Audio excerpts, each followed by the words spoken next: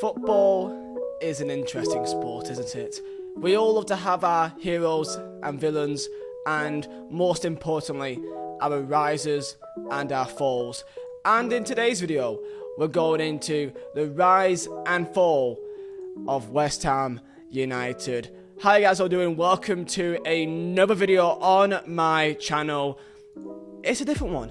It is a different one. I want to try and take a different route, a different outlook on this channel. I want to do more in real life football content. And one story that has very much interested me in the last couple of weeks and months is West Ham United. It's a bit of an interesting one, isn't it? If you guys are new here, then please feel free to go and like and subscribe. We're currently on 274,000 subscribers. I've put a lot of time into this video and I'll be doing a lot more videos like this in the future. So please drop that subscribe button, hit that bell, okay? I know you want to, and I know you want to, okay? It's very, very kind of you to be here right now. And also comment down below, what is your thoughts on West Ham United and what's really been the main catalyst for their success in the last 18 months, because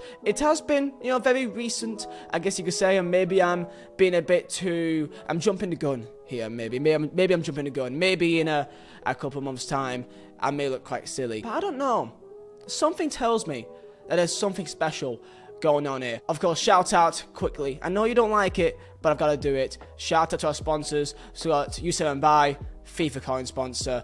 We all know that FIFA points isn't really worth it. So if you guys want to go and get some coins for your FIFA team, then use code Vizeh for a cheeky 5% off as well. And also, cannot forget the boys at Sneak. Of course, I've been with them for a while. I don't really promote them that much, and I feel like I should do that a lot more. They've only just recently had a brand new pizza drop, and not only does it look awesome, but it also tastes quite nice as well. So link is down below in the description, and use my code Vizeh to support the channel, and it does go a long way. So of course, for a video that needed a bit of research, it took me a while to put this all together here. I've had some help of some West Ham fans. A big help was my boy Alan Repser as well on Twitter. Go and check him out, I sure very much appreciate it. So why am I doing this video on West Ham United now, and why do I think that this is even worth doing in the first place? And I'll be honest here, I don't think it's going to stop. The results that I've seen them get in the last few months alone tells me that there's something more going on here than just a bit of a lucky streak. If you guys have missed out, they've beat Liverpool recently. They've beat City on pens, but they beat City in the Carabao Cup, which is pretty much their trophy. They beat Chelsea this season as well. They're beating the big boys. Alongside that, at the same time, they are also doing very, very well in Europe. All with a team that on paper isn't that special. If we're being honest here, if you take the kind of claret or whatever colour West Ham is it claret? I think it's claret. And a massive part of that is David Moyes. And to be fair, this video is more about the fall and rise of David Moyes. If I'm being honest, it's probably more about him. But before we do get into David Moyes, let's get into a bit of history of West Ham United. So, of course, I know, look at how smooth that transition was. It was quite nice. Of course, West Ham United, bit of history right here. 3-time FA Cup winners, European Cup winners, and an English Super Cup. Sadly, which you may be surprised, because people kind of forget about it, and I'm sure West Ham fans wouldn't like me saying and reminding them, but they've never been the champions of England. Not once. The highest, they came as third, and they may say that they won the World Cup with the likes of Bobby Charlton, and they had quite a few West Ham players in that 1966 team. It's not a trophy in the cabinet. So, of course, if you look at their league history, they have been predominantly always up there across their entire history. Even though they've never actually been top of the pops in England, they've always been there. They've always been there and about in the top flight. West Ham are kind of in a weird grey area, which, like, they are a big team, but they've just not got the one trophy that they really need, which other teams like Burnley, for example, I don't want to compare myself, but other teams, you know, like Huddersfield, they've got 3 first divisions, okay? It feels a bit weird that they feel like a big team, but it's just that one thing that's been eluding them. But they have got a European trophy. Not the main European trophy, but it's still a European trophy. So I say we talk about David Moyes. I say we should. David Moyes, the redemption story. I say that the main fall and rise of this video is really about David Moyes. I can't lie. I've been one to be critical of David Moyes. I think every single person watching this video, let's be real. Come on, don't lie to me. Let's be real here, okay? You have once said that you think that he's a bit of a... and just a bit of an idiot. The biggest fool in Manchester. I'm not going to do that again. I'm so sorry. He's lost the fans tonight. I swear that sounds more scouse. I'm so sorry, Andy Tate, pal, if you're watching. But as you can see right here is managerial history. I mean, people forget about the fact that he was even the Manchester United manager. And one thing that people definitely forget is his time spent at Sunderland. And this is the rise, fall and rise story here. It's an amazing character arc. Like, if I was in like a TV show like Game of Thrones, this is some incredible character development here. Starts off nice and humble for Preston North End, nothing too, you know, special here. Went to Everton, where he made his name for several years, turning Everton into a side competing for Europe, and of course the likes of Fellaini, a well-drilled Everton team, and that's the fundamental part of a David Moyes team, grafters. And one other sign which feels like he needs is time. Of course, after Everton, he went to Manchester United, and of course, to the right-hand side, you can see the points per game. So, of course, 1.73 at United, the highest, even higher than what he has at West Ham now. Looking back on it, does it feel like David Moyes was, I don't know, disrespected? I feel like with hindsight, looking back on the situation that United were really in, I think that it was very much a panic of the fact that United came from decades of dominance from Sir Alex Ferguson. It's a poison chalice. Imagine trying to replace Sir Alex Ferguson at Manchester United.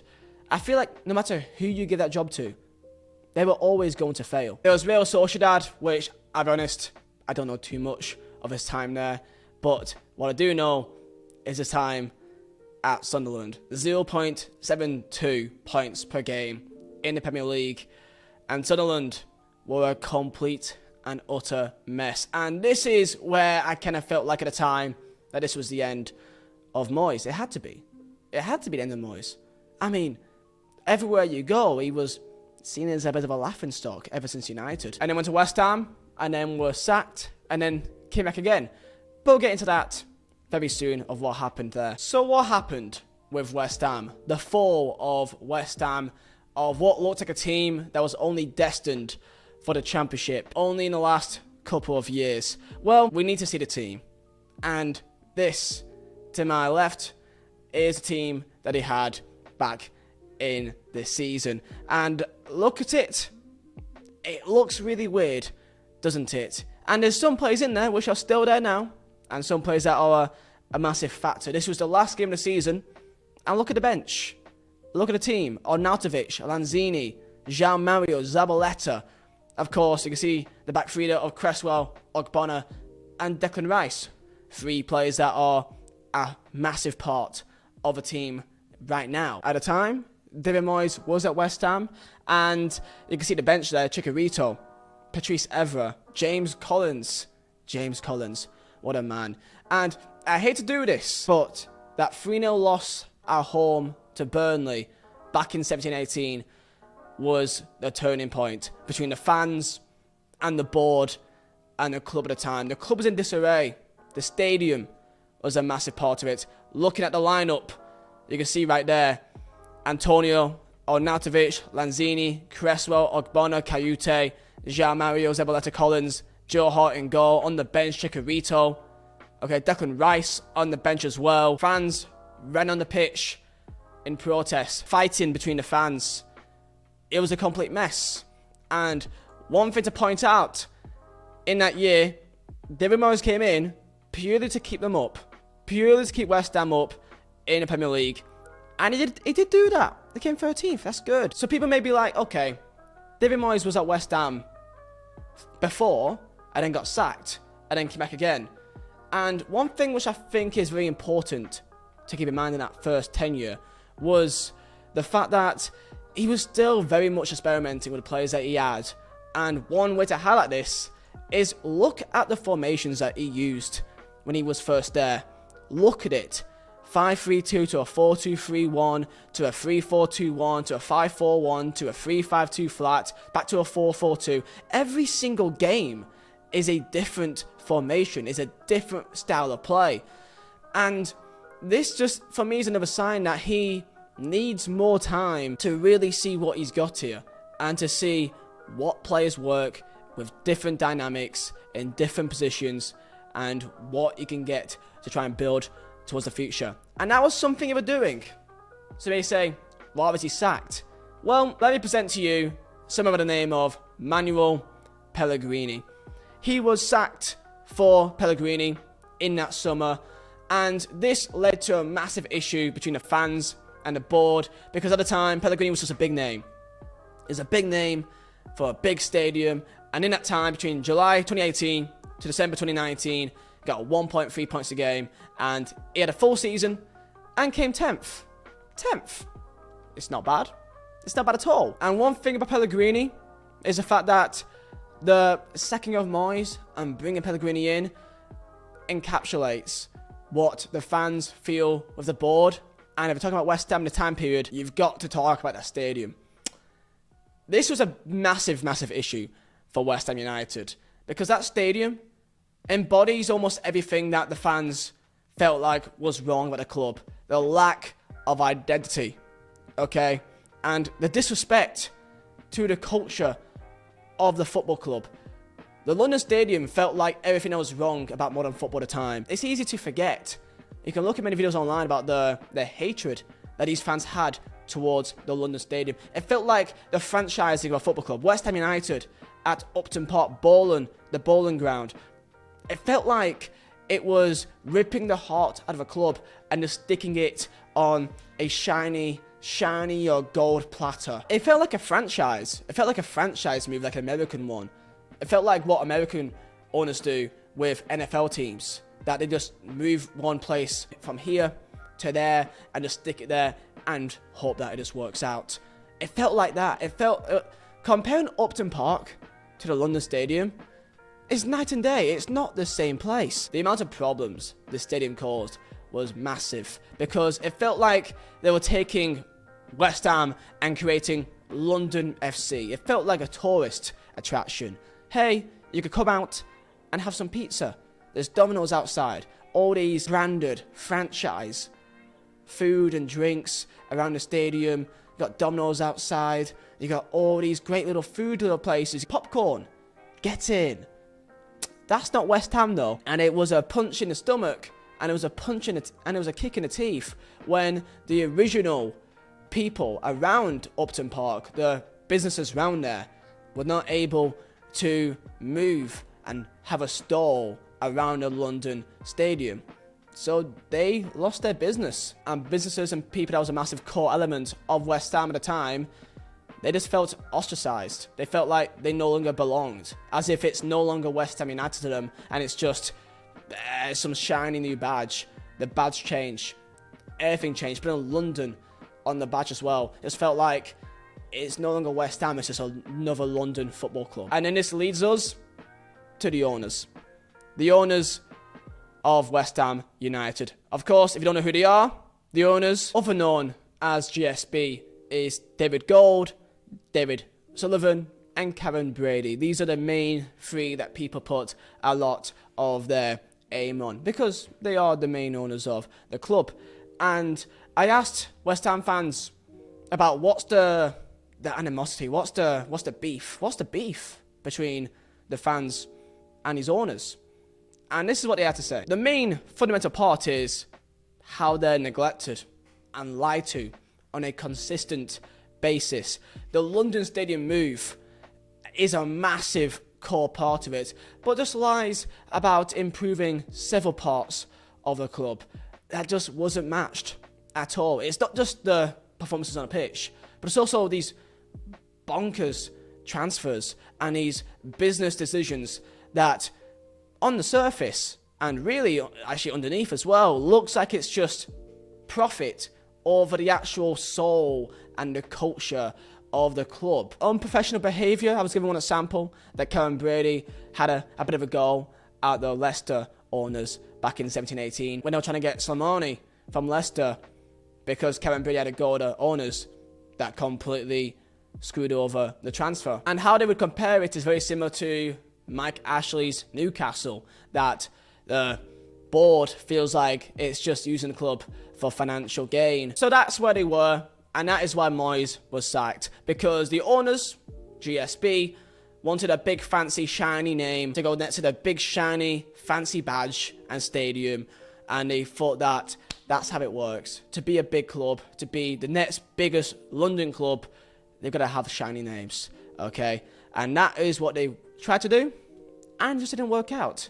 So the fact they went back to David Moyes at a time felt really strange. Let's look at transfers here, and let's see what was done before and afterwards. Moyes joined in November, so the ones in blue are Moyes signings, and you look at that and you think, there's some weird names there. Patrice Evra on a free, Jordan Hugo, I mean, I don't need to say much about that, do I? I really don't. And João Mario on loan. Seems like a nice piece of business. And what happened since then? Well, here are the signings of the last few years. And there are some big names here that Moyes joined halfway through the 19-20 season. So the ones in blue are Moyes signings. So Jared Bowen from Hull City is another risk, similar to the risk that Hugo had. Thomas Souček on loan, and then 2021. And look at the names there. Look at the names of players that are a massive part of the team right now. Saeed Benrahma, Souček on permanent, Kufal on a permanent, Jesse Lingard on loan. Massive impact on the club that is. And this year, Kurt Zuma, incredible piece of business. Vlasic, not been the best so far, but can get better. Alex Crow on loan, another Czech Republic international, Craig Dawson, and Areola in goal. So you see the transfers that they have, and there's 5-6 players there that has become staples of the team and what it is right now. So, the rise of where they are right now. Looking at West Ham should be an example of what every single team in the country that's not already a top 6 team, you know what, even the likes of Tottenham and Arsenal right now, should be looking at West Ham of what to do right. Because their team, again, isn't the best. It's not, is it? You know, there's a few players there that's got some quality. And from the West Ham fans, this is what they said to me. And it all said the same thing. And it's hard to really pinpoint exactly what's happening. Because from these fans that watches them week in, week out, they said the same things. Spirit, ability, dynamics, harmony in the team, belief in each other.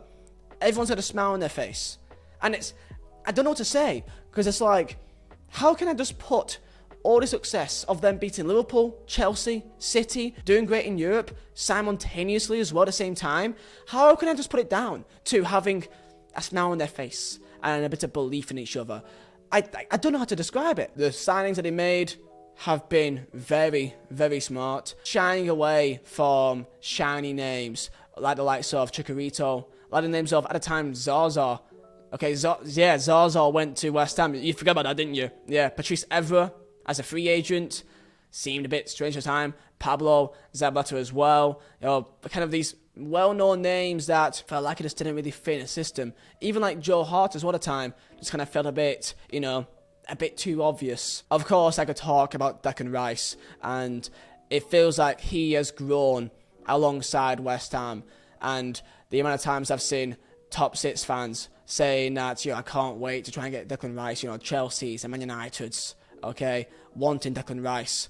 And it's great to see a player evolve with a football club simultaneously. It's great to see that he's pulling the team forward as he is getting better as well as a player. And it's great to see the fact that there's a bit of a story here of him being the catalyst for West Ham United. And I think it's fantastic to see, because he is an academy product, came through academy, got given a chance a couple of years back, and how he's progressed has been incredible. And of course, their identity of their play, they've got a good blend of workhorses next to a bit of brilliance. Looking at David Moyes' first game there, this is his first game for West Ham when he came back. This was the team: Haller, Fornals, Felipe Anderson, Snodgrass, Robert Snodgrass, I forgot he was even there, Declan Rice and Mark Noble, and a back four of Cresswell, Ogbonna, Balbrena, Fredericks, and Fabianski in goal. They've got a good goalkeeper, and Fabianski, a very good keeper actually as well. On the bench, Lanzini, Masaraku, Diop, and what has he turned it into now? This is a team that beat Liverpool only a month ago. And we got Antonio up top now, into the Haller, Fornals is still there, Bowen replaced, Snodgrass, Ben Rama up top, Suchek and Rice in the midfield. That duo is so important for them. And then back four of Cresswell, of Ogbonna, of Kurt Zuma, of Johnson, another academy product. A good feeling going on with that, and Fabianski is still in goal. And to prove that it's hard to really put into words what's happening right now are these tweets from West Ham fans, because even they can't really explain it with a real reason, in my opinion anyway. Martin B says, winning mentality, never giving up even if we're a goal down, to come back to win games, great team spirit. Moyes got the winning formula and attitude towards the players, and also good backroom staff. Charlie says, the mindset that Moyes has put into the players. They have gone from a team that drops our head and plays bad when we concede to a team that instantly puts in 10 times more than they were before. Plus the mindset of going into every game believing we can win. Hammer Kev says, Moyes plus recruitment. Humble, grafters, well drilled. Hard work and talent beats talent. Rafa says, massive improvement in mentality and work rate, as well as bringing in young, hungry talent rather than deadwood on high wages. And last one from Billy, no expectations. They got a hungry side that wants to win things, but the heat isn't on them like it would be for someone like Chelsea, City, United, etc. My mate's a West Ham fan. When they beat Liverpool, he was saying it's like a free hit, but actually it's just kept going on and on. I find it incredible that, you know, West Ham fans, like, spirit and hard work, grafters. And this is a true incredible story here of players that are, they're all fighting for the same cause. And I think that's fantastic to see in football. And I'm cheering them on other than this weekend, because Burnley are playing this weekend. I really hope that we beat them. I really do. It'd be kind of funny. It'd be really funny. It'd be perfect actually that I do this video bigging up West Ham. And as a Burnley fan, we play them literally tomorrow. And I feel like it'd be typical if now Burnley goes and beats them. And it kind of makes me look a bit dumb for bigging them up when even Burnley can beat them.